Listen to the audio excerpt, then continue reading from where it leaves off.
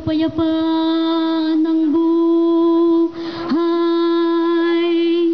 Nang ina mong naririto at di ka binabayaan, kamatayan kong mapait ang iyong pagdurusa. Oh, anak ko, aping-api ka sa lahat ng dito'y hinatulan. Para kang hindi sinanggol ng inang nagmamahal, mahal, tulad ng kinawan nang walang awa sa'yo, oh Domine Pelimei. Lalo ko pang ibig na ako ang maghirap, magpasani ang krus at mamatay. Ikaw lamang, Jesus ko, ang maligtas, sumapayapa at mabuhay.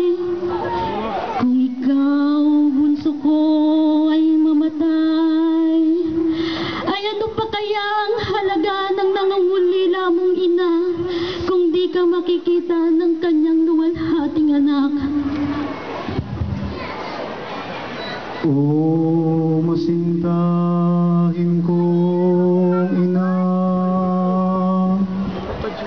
patawad at di ko matutupad ang hinihingi mo,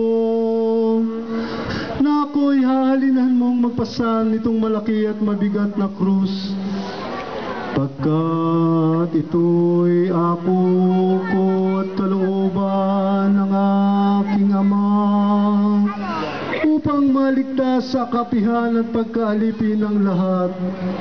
Kaya umurong ka na, kalapating malinis sa daong ninuwe na iyong pinanggalingan, at masasalpang lubhang sigaw ng aking pagdurusa.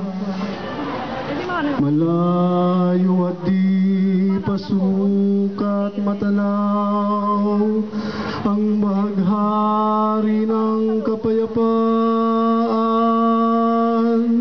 ang iyong mga luha, o iniibig kong ina, ay lalo pang nakakubabaw sa aking kahirapan.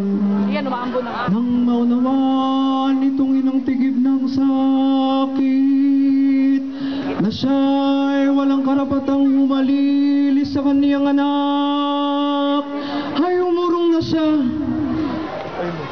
Ngunit lalong naragdagan ang kanyang matinding kapigatian,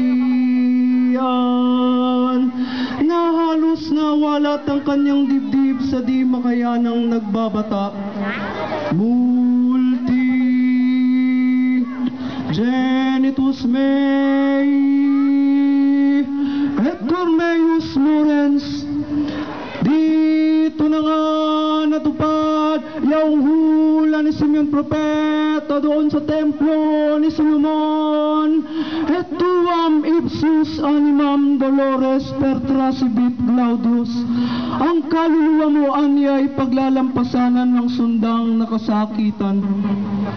Dili-dilin mga kapatid na Kristiyano, kung gaano kalaking hirap at kamatayan ang pinuhunan sa atin itong manunubos na si Jesus at ng kanyang mahal na ina sa pagtulong